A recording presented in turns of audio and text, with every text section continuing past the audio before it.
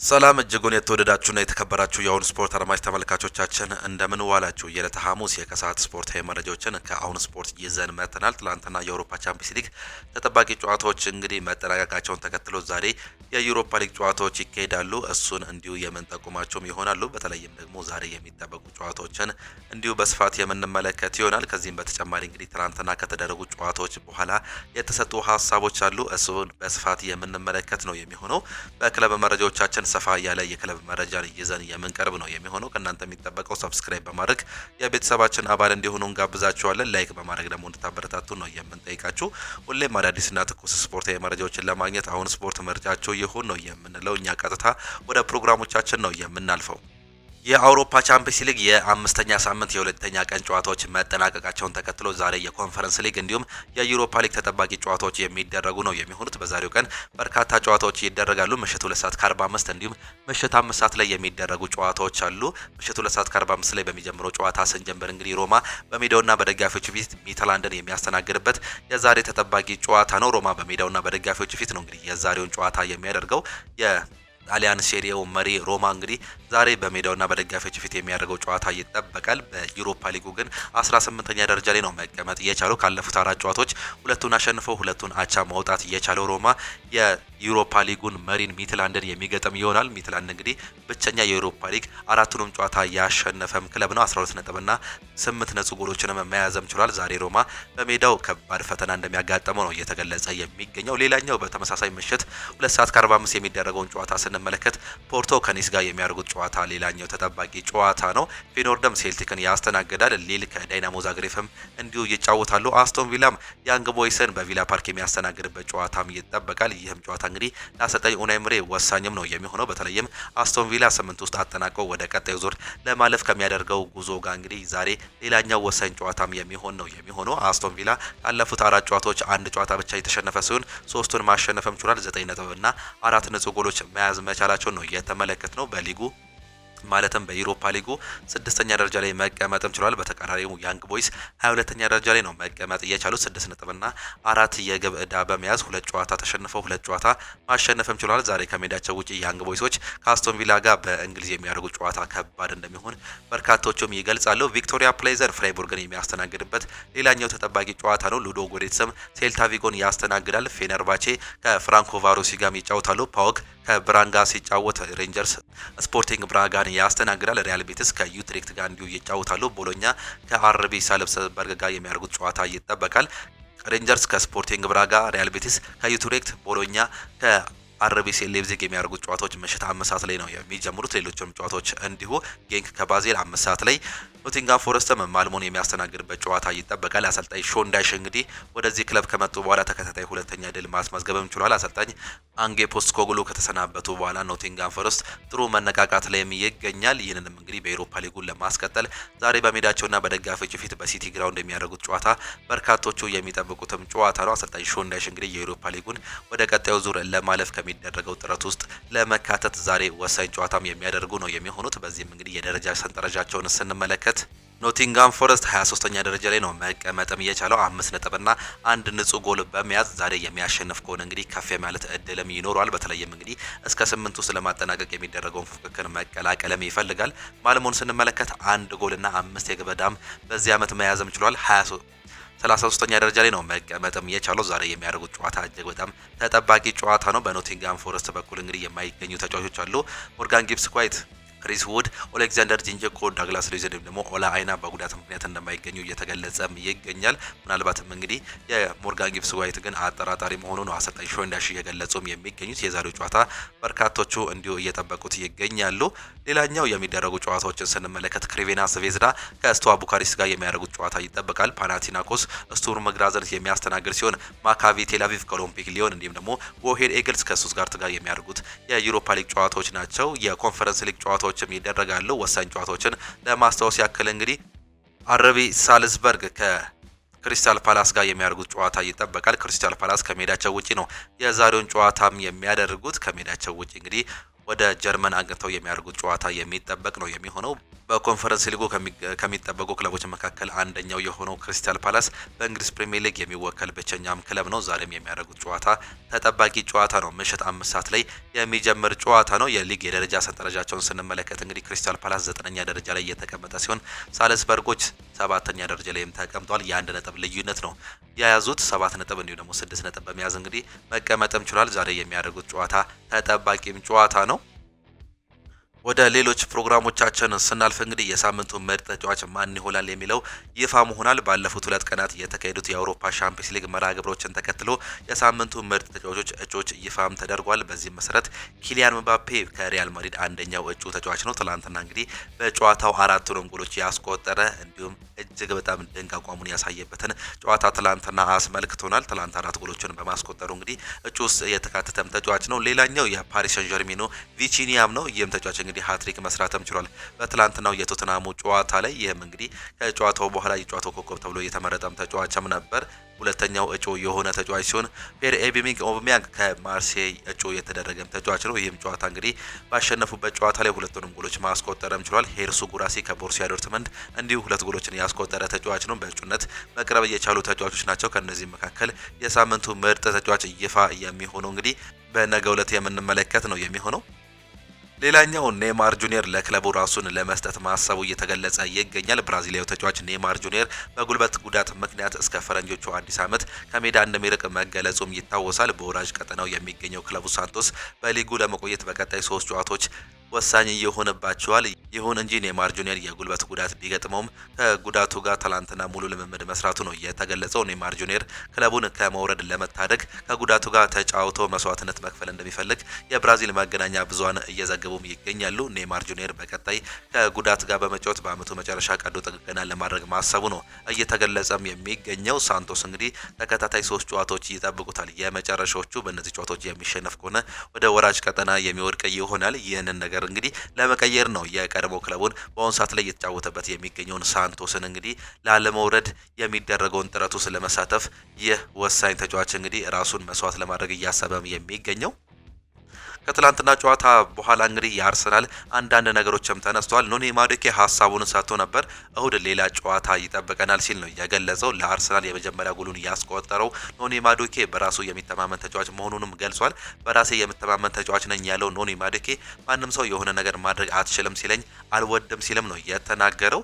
እሁድ ሌላ ትልቅ ጨዋታ አለብኝ፣ አንደኛ ደረጃ ከሁለተኛ ደረጃ ሲል ሀሳቡንም ሰጥቷል። እነሱ ጥሩ ቡድንም አላቸው፣ እኛም ምርጥ ቡድን አለን። ጥሩ ጨዋታ ይሆናል፣ ፈጣሪ ከፈቀደ የምንፈልገውን ውጤት እናገኛለን ሲል ነው ኖኒ ማዱኬ የሚገልጸው። እሁድ ምሽት 1 ሰዓት ተኩል ላይ በለንደን ደርቢ በስታንፎርድ ብሪጅ ከቼልሲ ጋር የሚያደርጉት ወሳኝ ጨዋታም ይጠበቃል። በዚህ ጨዋታ ላይ እንግዲህ አርሰናል የሚያሸነፍ ከሆነ ነጥቡን በማስፋት እንግዲህ የሊጉ መሪ ይሆናል። የሚሸነፍ ከሆነ ደግሞ ከሚቀጥለው ወይም ደግሞ ከሁለተኛ ደረጃ ላይ ከሚገኘው ከቼልሲ ያለውን የነጥብ ልዩነት ወደ 3 ብቻ ዝቅ ማድረግም ይችላል። ይህ እንግዲህ ለሁለቱም ክለቦች እጅግ በጣም ወሳኝ ነው። አርሰናል የሚያሸንፍ ከሆነ እንግዲህ የዚህ ዓመት የእንግሊዝ ፕሪሚየር ሊግ የዋንጫ ግስጋሴውን ከፍ ማድረግ ውጤቱን እንዲሁም ደግሞ የነጥብ ልዩነቱን ከፍ አድርጎ መቀጠል ይችላል። የሚሸነፍ ከሆነ ግን ከታች ያሉት እንዲሁ ወደሱ የሚቀርቡበት እድልን ያጋጥማቸዋል።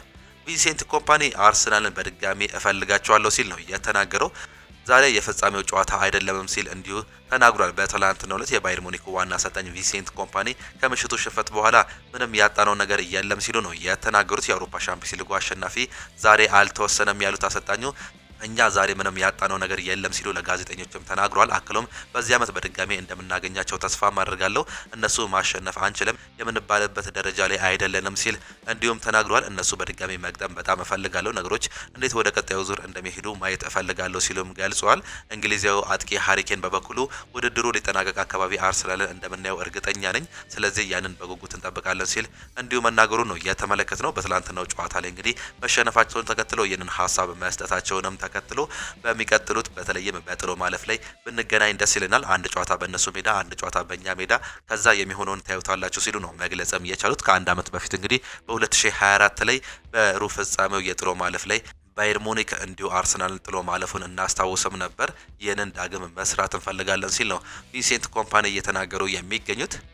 ሪካርዶ ካላፊዮሪ ከመቀየሩ በፊት እያወራህ ነበር እና ልክ እንደገባ ወደ ክንፍ ሮጦ ኳስ አሻግሮ ጎል እንዲቆጠር እናደረገ አንተ ምን መክረኸው ነው ተብሎ ተጠይቆ ነበር።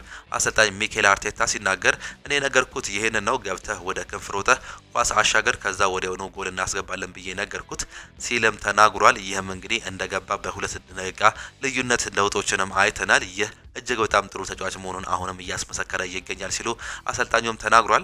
ሃሪኬን ስለ አርሰናል ይናገራሉ። በአውሮፓ ሻምፒዮንስ ሊግ ላይ እያንዳንዱን ጨዋታ ያሸንፍበት ምክንያት እንዲሁም በሊጉ ውስጥ አንደኛ ደረጃ ላይ የደረሱበት ምክንያት አለ። ጥሩ መዋቅር አላቸው። ከአንደኛ እንዲሁም ደግሞ ሁለተኛ ኳሶች ያሸንፋሉ። ስብስባቸው እጅግ በጣም ጠንካራ ነው ሲል ሃሪኬንም ይናገራሉ። በውድድሩ የመጨረሻ ደረጃዎች እንደገና እንደምንገናኝ እርግጠኛ ነኝ። ስለዚህ ያንን በጉጉት እንጠብቃለን ሲል ነው ሀሳቡንም ለቲኤንቲ ስፖርት እንዲሁ መግለጽም የቻለው። በሚቀጥሉት ጊዜያት በተለይም በጥሎ ማለፍ ላይ መገናኘት እንፈልጋለን ሲል ይህ የቀድሞ የቶተናም ተጫዋች ሀሳቡንም ሰጥቷል። ቪንሴንት ኮምፓኒም እንግዲህ በጥሩ ደረጃ ተጫውተናል ሲሉም እንዲሁ በጨዋታው ላይ ተናግሯል። ጥሩም ውጤት አስመዝግበናል። ስለዚህ እንኳን ደስ አላችሁ። በተቻለ ፍጥነት በድጋሚ ከነሱ ጋር መጫወት እፈልጋለሁ። እናም ከዚህ ጋር መማር እንፈልጋለን። እናም ከነሱ ጋር ክብር እንሰጣለን ሲልም ነው የተናገረው። ሃሪኬን እንግዲህ ባለፉት 16 ዓመታት የፕሮፌሽናል እግር ኳስ ተጫዋች በነበርኩባቸው ጊዜያት እንደዚህ አይነት ከፍተኛ ጥራት ያለውን አይቼ አላውቅም። ምስጋና ለሚኬል አርቴታ እንዲሁም ደግሞ ለሰራተኞቹ እየገባና እጅግ በጣም ተጠናክሯል ሲል ሀሳቡንም ሰጥቷል። ከጨዋታው በኋላ ሰርጂ gnabryም ሲናገር እንግዲህ አርሰናል በጣም ጠንካራ ተጋጣሚ ነው፣ የተሸነፍንበትም ምክንያት እነሱ ከኛ የተሻሉ ስለነበሩ እንዲሁም ብዙ ሙከራዎች ስላደረጉ እንዲሁም ተጨማሪ ጎሎችን ስላስቆጠሩ ነው ሲል ሀሳቡን መስጠቱን በትላንትናው ጨዋታ ላይ ተመለከትን። በርካቶቹ እንግዲህ የዚህ ዓመት አርሰናል ምን ያህል ጠንካራ እንደሆነ አሁንም እያሳየን ይገኛል ሲሉም ገልጸዋል። በዚህ ዓመት በቪንሴንት ኮምፓኒ የሚመራው ባየር ሙኒኮች እንግዲህ የመጀመሪያ ሽንፈታቸውን ትናንትና ምሽት መቅመሳቸውን ተመልክተናል። አርሰናሎች በዚህ ዓመት ካለፉት 5 ጨዋታዎች 1 ጎል ብቻ ነው በአውሮፓ ቻምፒየንስ ሊግ ላይ የተቆጠረባቸው። ወደ ማንቸስተር ዩናይትድ ስናመራ እንግዲህ ዩናይትድ ኢንቨስትመንቱን የሚቀጥል መሆኑ እየተገለጸ ይገኛል። ማንቸስተር ዩናይትድ በቀጣዮቹ የዝውውር መስኮቶች የሚያካሂዳቸውን ኢንቨስትመንቶችን በተጠናከረ መልኩ እንደሚቀጥልም ተገልጿል። በጥር የዝውውር መስኮት ነገሮች ባገናዘበ መልኩ ምናልባትም ዝውውሮች ሊኖሩ እንደሚችሉ እየተጠቆመም ይገኛል። ከዚህ በተጨማሪም በክረምት የዝውውር መስኮት አሰልጣኝ ሩበን አሞሪም የሚፈልጓቸው ተጫዋቾች ለማምጣት ከፍተኛ ደረጃ ኢንቨስትመንት እንደሚያደርጉ ነው እየተገለጸም የሚገኘው። ሮብ ዳውሰን ይህንን መረጃ ይዞት መውጣትም ችሏል። ማንቸስተር ዩናይትድ በተለይም በአማካይ ስፍራ ላይ እንግዲህ በርካታ ተጫዋቾችን እየተመለከተ እየመለመለም ይገኛል። ኤሊዮት አንደርሰን፣ ካርሎስ ባሌባ እንዲሁም ደግሞ አዳም ዋርተን የመሳሰሉ ተጫዋቾችን ይመለከታል። እንዲሁ አንጄሎ ስቲለርም ሌላኛው ምርጫ ነው። በጥር የዝውውር መስኮት ግን ከነዚህ አይነት ተጫዋቾች ይልቅ ምናልባትም እንደ ኩነር ጋላገር የመሳሰሉ ተጫዋቾችን በውሰት የማምጣት ፍላጎት እንዳለው በማንቸስተር ዩናይትድ በኩል መረጃዎች ያሳያሉ። በክረምት የዝውውር መስኮት ደግሞ ወሳኝ ፊርማዎችን እንደ አዳም ዋርተን የመሳሰሉ ተጫዋቾችን የማግኘት ከፍተኛ ፍላጎት ይኖራቸዋል። ካርሎስ ባሌባንም ሳይዘነጋም ማለት ነው። ይህንኑ ይቀጥላሉ ሲል እንዲሁ ሮብ ዳውሰን መዘገቡን ተመለከትን። በክሪስታል ፓላስ እጅጉን የሚፈተነውን ማንቸስተር ዩናይትድን ስንመለከት እንግዲህ የእሁድ ተጋጣሚ ክሪስታል ፓላስ በሜዳቸው ሴልኸርስት ፓርክ ስቴዲየም ማንቸስተር ዩናይትድን የሚያስተናግዱም ይሆናሉ። ካለፉት 5 ዓመታት እንግዲህ ማንቸስተር ዩናይትድ ማሸነፍም አልቻለም። ለመጨረሻ ጊዜ ፓላስን በግዛ ሜዳቸው ማሸነፍ የቻሉት በ2020 ሲሆን ማርከስ ራሽፎርድ እንዲሁም አንቶኒ ማርሻል ባስቆጠሩት 2 ግቦች 2-0 በሆነ ውጤት ማሸነፍም ችለው ነበር። ከክሪስታል ፓላስ ጋር ባደረጓቸው ያለፉት 4 የሊግ ጨዋታዎች ላይ አንድም ጨዋታ ማሸነፍ አልቻሉም። በሶስቱ ጨዋታ ሲሸነፉ በአንዱ አቻ መውጣትም ችሏል። ከክሪስታል ፓላስ ጋር ባደረጉት ያለፉት 4 ጨዋታዎች ምንም አይነት ግብ ማስቆጠርም አልቻሉም። ፓላሶች በአንጻሩ 7 ጎል ማስቆጠርም ችሏል። ይህም እንግዲህ ቀጣይ ማንቸስተር ዩናይትድ ከሜዳቸው ውጪ በሴልኸርስት ፓርክ ስቴዲየም የሚያደርጉት ጨዋታ ምን ያህል ከባድ ሊሆን እንደሚችል ቅድሚያ ግምቶች እየወጡም ይገኛሉ። ማንቸስተር ዩናይትዶች እንግዲህ አሁንም በማጥቃት ረገድ እየተፈተኑም ነው የሚገኙት። ምናልባትም በዛ ጨዋታ ላይ የማቲያስ ኩኛ መመለስ ግን ጥሩ ለውጦችን ሊያሳይ እንደሚችል ነው እየተገለጸም የሚገኘው። በዚህም እንግዲህ በተለይም ክሪስታል ፓላስ በተመሳሳይ በ3-4-3 አሰላለፍ የመጫወት አቅም ካለው ምናልባትም ማንቸስተር ዩናይትዶች እጅግ በጣም ሊፈተኑ ይችላሉ። ክሪስታል ፓላስ በመልሶ ማጥቃት የሚያገኟቸውን ኳሶች እንግዲህ በነ ዣን ፊሊፔ ማቴታ የመሳሰሉ ተጫዋቾች ጎል ያስቆጥራሉ። ይህም እንግዲህ ለማንቸስተር ዩናይትድ ፈታኝ ሊሆን እንደሚችል ነው እየተገለጸም የሚገኘው። በፍጹም መከላከል በሎ ብሎክ የሚጫወት ክለብ መሆኑን ተከትሎ ምናልባት ማንቸስተር ዩናይትድ አሁንም ዳግም ሊፈተንም ይችላል። በተለይም ማንቸስተር ዩናይትድ በዚህ ዓመት ካየናቸው አንዳንድ ስታቲክሶች መሰረት እንግዲህ ማንቸስተር ዩናይትድ ጥሩ በሚጫወትባቸው ጨዋታዎች ላይ ነጥብ ይዞ መውጣት ይቸገራል። በተቃራኒው ደግሞ ጥሩ በማይጫወትባቸው ጨዋታዎች ወይም ደግሞ በሎ ብሎክ በሚጫወትባቸው ጨዋታዎች ላይ ግን ነጥብ ይዞ መውጣትም ይችላል። በዛ ጨዋታ ግን ተቃራኒ የሚሆን ሲሆን ይህንንም እንግዲህ ምናልባት ሊፈተን እንደሚችል ነው መረጃዎች በስፋትም የሚያመላክቱት። ለቅጣት አንድ ጨዋታ ብቻ የሚቀራቸው የማንቸስተር ዩናይትድ ተጫዋቾችን እንመልከት። ሁለት የሚሆኑ የማንቸስተር ዩናይትድ በፕሪሚየር ሊጉ ለአንድ ጨዋታ ቅጣት ለመዳረግ ከጫፍ መድረሳቸውም ተገልጿል። እነዚህ ሁለቱ ተጫዋቾች ብራዚሊያዊ ካርሎስ ካሴሚሮ እንዲሁም የመስመር ተመላላሹ ፓትሪክ ዶርጉም ናቸው። ሁለቱ ተጫዋቾች በቀጣይ በሊጉ አንድ የማስጠንቀቂያ ካርድ የሚመለከቱ ከሆነ በይፋ የአንድ ጨዋታ ቅጣት የሚጣልባቸውም ይሆናል። በሚቀጥለው የክሪስታል ፓላስ ጨዋታ ላይ ቢጫ ካርድ የሚመለከቱ ከሆነ ቀጣይ ጨዋታቸው ማለትም የ14ኛ ሳምንት ጨዋታ ላይ እንግዲህ እንደማይገኙ ነው የሚረጋገጠው። ይህም እንግዲህ ማንቸስተር ዩናይትድን ምናልባትም ሊጎዳ ይችላል። በተለይም የካርሎስ ካሴሚሮ ቅጣት የሚዳረግ ከሆነ እንግዲህ የተጫዋች በአማካይ ቦታ ላይ ምን ያህል አስፈላጊ እንደሆነ በዚህ ዓመት አሳይቷል። የፓትሪክ ዶርጉ እንዲሁ ተቀያሪ ተጫዋች ቢኖረውም እንግዲህ በዛ ቦታ ላይ ጠቃሚ ተጫዋች የሚባልም ተጫዋች ነው። በተለይም ብራዚሊያዊ ካርሎስ ካሴሚሮ ግን ማንቸስተር ዩናይትድን በዚህ ዓመት የጠቀመባቸው ጨዋታዎች በርካታቸው ናቸው። በዚህም የማኑኤል ኡጋርቴ ተቀይሮ መግባት ማንቸስተር ዩናይትድን ምን ያህል እየጎዳው እንደሆነ ከዚህ በፊት ተመልክተናል። ይህም እንግዲህ ሌላኛው አሳሳቢ የማንቸስተር ዩናይትድ ነገር ሊሆን እንደሚችል ነው የሚነሳው። ወደ ሊቨርፑል መረጃዎቻችን ስናመራ ደግሞ አሰልጣኝ አርኔ ስሎት መፍትሄው እውነታውን መጋፈጥ ብቻ ነው ሲሉም ይናገራሉ። የሊቨርፑል ዋና አሰልጣኝ አርኔ ስሎት ከምሽቱን ሽንፈት በኋላ ሞራልና ስሜት የለም፣ በዚህ በጣም ያበሳጫል በማለትም ተናግሯል። አሰልጣኙ አክለውም አሁን ያለው ብቸኛ መፍትሄ እውነታውን መጋፈጥ ነው ሲሉም ተናግሯል። 1-0 ከተመራም በኋላ ያሳዩት ምላሽ በጥሩ መልኩ የሚታይ ነው። የመጀመሪያው አጋማሽ እስከሚጠናቀቅ ጥሩ ተጫውተናል ሲሉም ይገልጻሉ። የቡድኑ ተጫዋቾች ከርትስ ጆንስ በበኩሉ በአስከፊ ሁኔታ ውስጥ ነን፣ ሁኔታውን መለወጥ አለብን ሲሉ መናገሩ ነው የተመለከት ነው። እንዲሁ አሰልጣኝ አርነ ስሎት የገለጹት ሌላኛው ነገር እንግዲህ ከስራ መባረር አያስጨነቀኝም ሲሉም ተናግሯል። ስራዬን ለማጣት አያስጨነቀኝም፣ አሁን ትኩረቴ በሌሎች ጉዳይ ላይ ነው ሲሉ አሰልጣኙ መናገራቸውንም ተመለከተን። አክሎም የግለሰብ ስህተት ላይ የምናተኩሩበት ጊዜ ላይ አይደለንም፣ ሁሉም ሰው የተሻለ ማድረግ አለበት፣ ሁሉም ሰው እኔን ጨምሮም ሲሉ እንዲሁ በትላንትናው ጨዋታ ላይ በተግጻጸም ተናግሯል። ስቴቨን ጄራርድም ሀሳቡን ይሰጣል። ሊቨርፑል ቀውስ ውስጥ አልገባም ሲልም ነው የሚናገረው። የቀድሞ የሊቨርፑል ታሪካዊ ተጫዋች ስቴቨን ጄራርድ ሊቨርፑል አሁን ላይ ቀውስ ደረጃ ላይ አልደረሰም ሲል ይናገራል። ይሄ ቡድን ከ4 ወራት በፊት ሊጉን አሸንፏል ያለው ጄራርድ አሁን በሊጉ እየተፈጠረ ያለው ነገር ቀውስ አይደለም ሲልም ይናገራል። ሰበብ አይደለም፣ ነገር ግን ሁኔታውን ለመግለጽ ቀውስ የሚለው ቃል አልጠቀመም፣ ቀውስ ለማለት አመታት ያስፈልጓል ሲል ነው እንዲሁ ስቴቨን ጄራርድ የሚናገረው። ሊቨርፑል እዛ ደረጃ ላይ አልደረሰም፣ ምርጥ ተጫዋቾች አሉት፣ ከዚህ በፊት ሊጉን ያሸነፉ ተጫዋቾች ይገኛሉ ሲል ነው ሀሳቡን የገለጸው። አያይዞም ቡድኑ ችግር ላይ ነው ያለ ሲሆን አሰልጣኙ በፍጥነት መፍትሄ መፈለግ አለበት፣ ካልሆነ ይቀጥላል ሲል እንዲሁ መናገሩን ነው የተመለከት ነው። ሌላኛው ኪሊያን ምባፔ ጎሎችን አስቆጥሮ በጨዋታው ቪኒሲየስ ጁኒየር የሚያስደንቅ አቋም አሳይቷል። ሁላችንም አንድ ላይ ሆነን ለዚህ ቡድን ጠቃሚ መሆናችንን አሳይተናል ሲል ዣቪ አሎንሶ ከትላንትናው ጨዋታ በኋላም ተናግሯል። ኪሊያን ምባፔ 4 ጎሎችን ባሳየበት ወይም ደግሞ ባስቆጠረበት ጨዋታ ላይ ቪኒሲየስ ጁኒየር ግን እጅግ በጣም ድንቅ ነበር ሲሉ አሰልጣኙ መናገራቸውንም ተመለከትን። የኪሊያን ምባፔ ጨዋታ ነው ተብሎ ተጠይቆም ነበር። ብዙ ጎሎች አስቆጥሯል። ነገር ግን ቪኒሲየስ ጁኒየር በጣም ጥሩ ነበር። ኦፍሳይድ ያልነበረው የተሻረበት በቫር ሲታይ ቀርቦ ግቡ ካልጸደቀ በኋላ ኦፍሳይድ አለመሆኑን መረጋገጡ በጣም የሚያስነውር ነገር ነበር። ነገር ግን ብዙ አሲስቶችን አድርጓል ሲል ዣቪ አሎንሶም ተናግሯል። አልቫሮ ካራሬስ ከአንድ ቀን በፊት እንዲህ ሲል ተናግሮ ነበር። አዎ የመሀል ተከላካይ ሆኜ መጫወት እችላለሁ፣ አሰልጣኝ በሚፈልገው ቦታ ሁሉ መጫወት እችላለሁ፣ በፈለገው ቦታ እሆናለሁ ሲሉም ገልጾ ነበር። በትላንትናው ላይም ጥሩ እንቅስቃሴ ማድረግም ችሏል። ኪሊያን ምባፔ ለሪያል ማድሪድ ብዙ ግብ ባስቆጠረባቸው ጨዋታዎች ሪያል ማድሪድ ተሸንፎ የሚያውቀው በአንድ ጨዋታ ብቻ ነው። 12 ድል አድርጎ አንድ ሽንፈትም አስተናግዷል። ኪሊያን ምባፔ ለሪያል ማድሪድ ብዙ ግብ በማያስቆጠረባቸው ጨዋታዎች ሪያል ማድሪድ በብዛት ነጥብም ይጥላል። አንድ ድል፣ 2 ሽንፈት እንዲሁም ደግሞ አንድ አቻ ማስመዝገብም ችሏል። ከሰሞኑ በመገናኛ ብዙሃን ዘንድ እናንተን በተመለከተ ሲወሩ ስለነበሩ ጉዳዮች የምትለውን ነገር አለ ተብሎ ተጠይቆም ነበር ኤድዋርዶ ካማቪንጋ። አዎ በፕሬሱ ከሰሞኑ ብዙ እየተወራም ነበር፣ ሁሉም ሰው አይቻለው። እንደዚህ አይነት ነገሮች በከፋ ጊዜ ከመቼውም ጊዜ በላይ አሰልጣኛችንን ለመርዳት እንዴት እንደሆነ መልበሻ ክፍል ውስጥ እናሳያለን ሲል የራሱንም ሀሳብ መስጠቱን ነው የተመለከት ነው። ኪሊያን ምባፔም ተናግሯል። በሊቨርፑል በሪዮ ቫይካኖ እንዲሁም ደግሞ በኤልቼው ጨዋታ ላይ ጎል አላስቆጠርኩም፣ ይህ ማለት በቡድኑ ላይ ጥገኛ ሆኗል ማለት ይቻላል ተብሎ ተጠይቆም ነበር። አዎ እርግጥ አሁን በጠቀስካቸው ጨዋታዎች ላይ ጎል አላስቆጠርኩም፣ ማስቆጠርም አልቻልኩም። ነገር ግን ቡድኑ በአንተ ላይ የተመሰረተ ነው ማለት ሳይሆን ላለፉት ብዙ ጨዋታዎች ላይ ባለማሸነፋችን ተጠያቂ ከሚሆኑ ሰዎች መሀል ኪሊያን ምባፔ አንዱ ነበር ማለት ያለበት ሲል እንዲሁ ይናገራል። ምክንያቱም ሜዳ ውስጥ እስካለሁ ድረስ የኔ ኃላፊነት ጎል ማስቆጠር ነው ሲል ነው የሚናገረው። ከዚህ ውጪ ይህ ጥያቄ መጥፎ እንዲሁም ደግሞ አክብሮት የጎደለው ይመስለኛል። እዚህ ቡድን ውስጥ እያንዳንዱ ሰው የራሱ የሆነ ኃላፊነት አለው። የኔም ስራ ጎሎችን ማስቆጠር ሊሆንም ይችላል። ነገር ግን ማወቅ ያለብህ እነዚህ ተጫዋቾች ጨዋታዎችን ማሸነፍ አንችልም ማለት የለብህም ሲል ነው ሀሳቡንም መስጠትም የቻለው። ዌስሊ ሽናይደር ስለ ጆዜ ሞሪኒዮም ይናገራል። በእግር ኳስ ሙያዬ በጣም አስከፊው ቅጽበት ከሪያል ማድሪድ መልቀቄ ጋር የተያያዘም ነበር። የውርደት ስሜት ነበር የተሰማኝ። ወደ ስልጠና ቦታ ሲሄድ ሎከሬ ባዶ ሆኖም አገኘሁት። ሁሉም እቃዎቼ ተጥለውም ነበር ሲል ይናገራል። ወደ ፕሬዝዳንቱ ቢሮ ሄጄ አናገርኩት። ጊዜ አልሰጠኝም። በቀላሉ አንተ ከእቅዳችን ውጪ ነህ፣ ቻምፒየንስ ሊግ ማሸነፍ እንፈልጋለን ሲልም ተናገረኝ። ከቢሮ ስወጣ እንዲህ አልኩት፣ ሚስተር የትም ቦታ ብሄድ የምጫወተው ለማሸነፍ እንደሆነ እወቅልኝ ሲልም ተናግሬውም ነበር። ከሁለት ቀናት በኋላ ጆዜ ሞሪኒዮም ደወለልኝ።